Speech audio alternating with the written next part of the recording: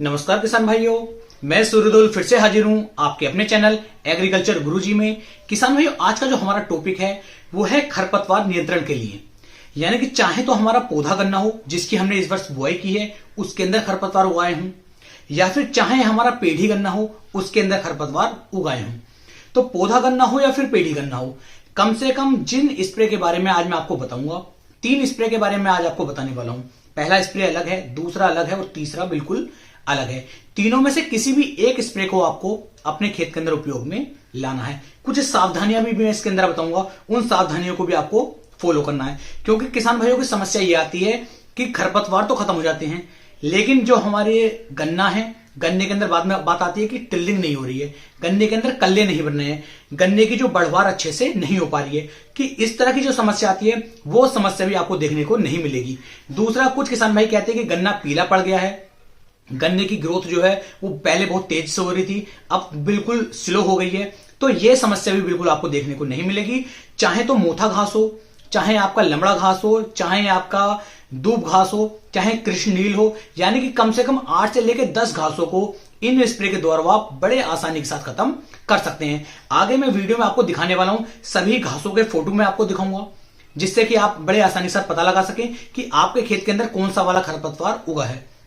नाम, उसके फोटो और कौन कौन सी दवाई कितनी कितनी मात्रा में आपको लेनी है, कितने पानी की आवश्यकता पड़ेगी, सावधानियां क्या क्या रहने वाली हैं, और जो दवाई का हम उपयोग कर रहे हैं उसका कितना खर्चा हमें प्रति एकड़ आने वाला है, सब कुछ मैं अच्छी तरीके से इस वीडियो में समझाने वाला हूं। तो वीडियो को लास्ट तक देखते रहें, जिससे कि आपको एक सही और अच्छी जानकारी मिल सके। तो चलिए शुरू करते हैं। सबसे पहले किसान भाइयों, मैं आपको बताना चाहूंगा कि जो ये खरपतवार हमारे खेत के अंदर उगते हैं, ये कितना नुकसान हमें हमारा करते हैं। गन्ने की फसल के अंदर खरपतवार फसल की तुलना में 5.8 गुना नाइट्रोजन, 7.8 गुना फास्फोरस और 3 गुना पोटास उपयोग करते हैं। यानी कि इतनी ज़्यादा मात्रा जो है सिर्फ गन्ने की फसल के अंदर खरपतवार जो है ग्रहण कर लेते हैं। इसके अतिरिक्त खरपतवार जो हैं, जितनी भी घासें हमारे खेत के अंदर उगती हैं, ये नमी जो हमारे खेत के अंदर हम पानी देते हैं, जो खेत के अंदर नमी बनी रहती है, उसे भी ये बहुत ज़्यादा अवशोषित कर लेते हैं और फसल को आवश्यक प्रकाश एवं स्थान से भी वंचित रखते हैं। क्योंकि जब हमारे खेत के अंदर खरपतवार बहुत बुरी तरीके से हो जाते हैं तो नीचे ना ही तो सूर्य की किरणें पहुंच पाती हैं, हम खाद डालते हैं, खाद को ये ग्रहण कर लेते हैं, और जो हम सिंचाई करते हैं, सिंचाई को भी किसान भाई ये ग्रहण कर लेते हैं। तो इस तरीके से किसानों को सिर्फ नुकसान ही नुकसान देखने को मिलता है। अब बात करते हैं जिन खरपतवारों को हम खत्म कर सकते हैं इन दवाइयों के बारे में। पहले उन खरपतवारों के बारे में बता दूं, क्योंकि किसान भाइयों को सबसे बड़ी ये समस्या है कि कौन कौन से खरपतवार इन खरपतवार नाशी से खत्म हो सकते हैं या फिर नहीं। तो जैसे हमारे खेत के अंदर बथुआ घास होती है, बथुआ घास बिल्कुल खत्म हो जाएगी। जंगली प्याज होती है, वो बिल्कुल खत्म हो जाएगी। लूणिया घास होती है, वो खत्म हो जाएगी। हिरणखुरी घास होती है, वो भी किसान भाइयों बिल्कुल खत्म हो जाएगी। कृष्ण नील हमारे खेत के अंदर बहुत ज़्यादा देखने को मिलेगी। कासनी देखने को मिलेगी। इसके अलावा मकड़ा घास भी गन्ने की फसल के अंदर बहुत ज़्यादा मात्रा में आपको देखने को मिल जाती है। गाजर घास भी आपको बहुत ज़्यादा देखने को मिलेगी। जो बोकना हमारे खेत के अंदर होता है, बोकना घास भी मिलती है। जंगली धान भी मिलते हैं। और सबसे ज़्यादा जो खतरनाक घास हमारे खेत के अंदर गन्ने की फसल के अंदर उग करके आती है, वो आती है मोथा और दूब घास। तो मोथा घास को कैसे खत्म करेंगे, दूब घास को कैसे खत्म करेंगे, इस सब के बारे में ये कंप्लीट वीडियो मैं आपको बना करके दे रहा हूं। और इस वीडियो के अनुसार यदि किसान भाइयों आप चले तो 100% मैं जिम्मेदारी ले सकता हूं। आपके खेत के अंदर जितनी सावधानियां मैं बताऊंगा, उन सावधानियों को आप फॉलो करेंगे और जिस दवाई की जितनी मात्रा मैं आपको बताऊंगा उतनी मात्रा आप लेंगे, तो आपके खेत के अंदर से ये सभी तरह की घासें, सभी तरह के खरपतवार बिल्कुल खत्म हो जाएंगे और आपका खेत जो है अच्छी तरीके से किसान भाइयों फिर ग्रोथ कर पाएगा। लेकिन एक बात मैं आपको बता दूं, ये कितनी भी हम केमिकल डाल लें, कोई सी भी दवाई लगा लें, किसान भाइयों कहीं ना कहीं हमारे खेत के अंदर, हमारे गन्ने के अंदर ये हमें नुकसान पहुंचाती हैं। तो कोशिश सबसे पहले आपको ये करनी चाहिए कि आप निराई गुड़ाई की सहायता से ही यदि खरपतवार निकाल सकते हैं, तब तो किसान भाइयों क्या कहने, उससे अच्छा तो कोई तरीका है ही नहीं। लेकिन यदि आप निराई गुड़ाई नहीं कर सकते और बिल्कुल लास्ट ऑप्शन आपके पास यही बचता है कि आपको केमिकल के द्वारा ही इन घासों को खत्म करना है, तो आपको क्या करना होगा। साथ ही साथ इन दवाओं का कुछ असर भी हमारे गन्ने के ऊपर पड़ेगा, तो उससे हम कैसे बचाव करेंगे उसके बारे में मैं आपको इस वीडियो में बताऊंगा। तो सबसे पहले जो मैं आपको टेक्निकल बता रहा हूं, इन टेक्निकल के बारे में आप समझ लीजिए। पहले आपको उपयोग में लानी है धानुका कंपनी की सिम्प्रा। जो सिम्प्रा आती है ये किसान भाइयों काफ़ी अच्छा एक टेक्निकल है। इसके अंदर जो हमारी मोथा घास हमारे खेत के अंदर उगती है, मोथा घास को ये बिल्कुल ही जड़ से ख़त्म किसान भाइयों कर देती है। तो धानुका की जो सिम्प्रा है इसकी मात्रा आपको लेनी है 36 ग्राम प्रति एकड़ के हिसाब से। सारी वीडियो के अंदर एकड़ के हिसाब से ही मात्रा मैं आपको बताने वाला हूँ। तो 36 ग्राम आपको ले लेनी है सिम्प्रा। इसके साथ में किसान भाइयों 300 ग्राम आपको ले लेनी है मेट्रीब्यूंजन, जो 70% WP फॉर्म के अंदर आपको देखने को मिल जाती है। और साथ में किसान भाइयों आपको उपयोग में लाना है चिपको यानी कि स्टिकर।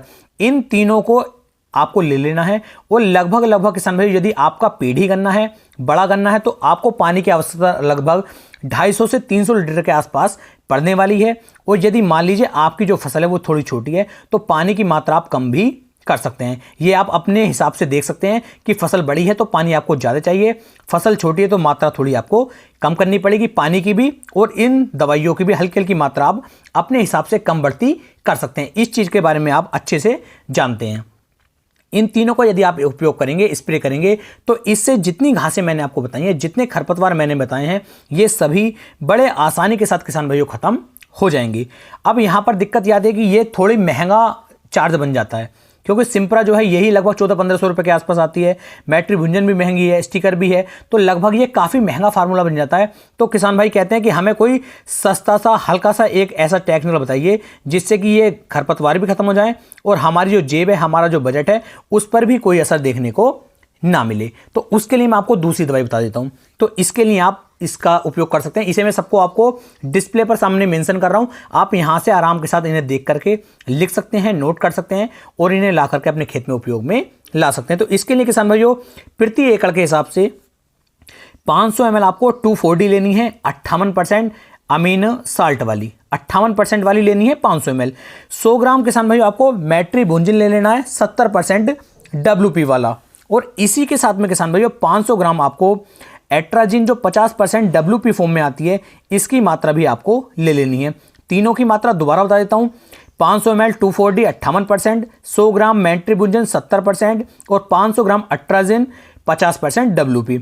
तीनों को आपको ले लेना है और लगभग 250 से लेके 300 लीटर 350 लीटर पानी के अंदर आप इन्हें मिला करके इनका स्प्रे जो है अपने खेत के अंदर कर सकते हैं। जितने भी खरपतवार बताए हैं सभी खरपतवार ये भी बड़े आसानी के साथ खत्म कर देगी। लेकिन यहां पर मैं आपको बता दूं कुछ सावधानियों को आप यहां पर क्या ध्यान देना है कि जैसे ही आप इसका स्प्रे अपने गन्ने की फसल के ऊपर करते हैं, चाहे तो इस वाले टेक्निकल का करें और चाहे पहले वाले टेक्निकल का करें जिसमें हमने सिम्प्रा का उपयोग करवाया है, दोनों से ही किसान भाइयों गन्ने की फसल पर असर तो पड़ेगा। ऐसा नहीं कि बहुत ज़्यादा असर पड़ेगा। जो सिम्प्रे वाला टेक्निकल है उससे गन्ने पे ऐसे मान के चलें कि 15% वो गन्ने की ग्रोथ पर असर डालेगा। दूसरा, जो कल्ले हमारे गन्ने की फसल के अंदर, पौधे गन्ने के अंदर बनते हैं, उन पर भी वो थोड़ा सा असर डालेगा। यानी कि उसके बाद जो कल्ले हमारे एक पौधे से 8 से 10 कल्ले बनने चाहिए थे, वो 8 से 10 कल्ले ना बन के 3 से 4 कल्ले ही बनते हैं। तो इसके ये नुकसान भी है। लेकिन इन नुकसानों से हम कैसे बच सकते हैं उसके बारे में मैं आपको बता रहा हूँ। लेकिन जैसे ये बाद वाला टेक्निकल मैंने आपको बताया है, इस टेक्निकल को आप डालते हैं, इसका स्प्रे आप करते हैं, तो इसका स्प्रे करने के लगभग 10 से 12 दिन के बाद आपको अपने खेत की सिंचाई करनी है, जिससे कि जो दवाई हमने डाली थी, जो स्प्रे हमने किया था, वो दोबारा से रिएक्टिवेट हो जाए, दोबारा से काम करना शुरू कर दे और हमारी फसल के अंदर बिल्कुल भी खरपतवार ना उगे। लेकिन सबसे बड़ी समस्या यही कि फसल पीली पड़ेगी, ग्रोथ अच्छे से नहीं हो पाएगी, ग्रोथ रुक जाएगी, कल्ले भी अच्छे से नहीं बन पाएंगे, कल्ले भी रुक जाएंगे। तो इन सब से अगर हमें बचना है तो उसके लिए क्या करना है? उसके लिए किसान भाई आपको क्या करना है कि जैसे मान लीजिए आज आपने स्प्रे कर दिया खरपतवार का, तो आज स्प्रे करने के लगभग 8 दिन के बाद आपको अपने गन्ने की फसल के अंदर 5 से लेकर 6 ग्राम प्रति लीटर के हिसाब से आपको NPK 19-19-19 लेना होगा। साथ में किसान भाई जो सागरिका आती है, सागरिका की मात्रा भी आपको लेनी होगी। यानी कि मैं बता दूं 1 किलोग्राम प्रति एकड़ के हिसाब से आप NPK 19-19-19 ले लो और लगभग 400 से 500 ml के आसपास आप सागरिका ले लीजिए। इन दोनों को एक साथ मिक्स करके इनका स्प्रे अपनी गन्ने की फसल पे करो और बाद में अपने गन्ने की आप सिंचाई कर दो।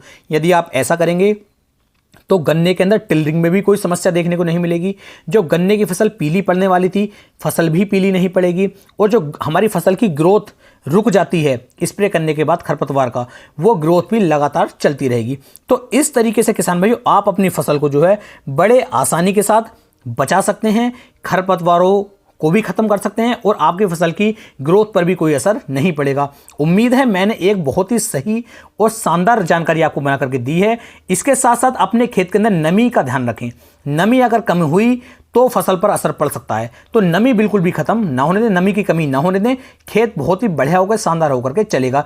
यदि वीडियो पसंद आई हो तो ज़्यादा से ज़्यादा किसान भाइयों तक शेयर करें, जिससे कि मुझे भी फायदा हो सके और भी अन्य किसान भाई भी मेरी वीडियो से अच्छी जानकारियां प्राप्त कर सकें। फिर मिलेंगे एक नई वीडियो में, तब तक के लिए सभी किसान भाइयों को जय हिंद, जय भारत, जय किसान, वंदे मातरम।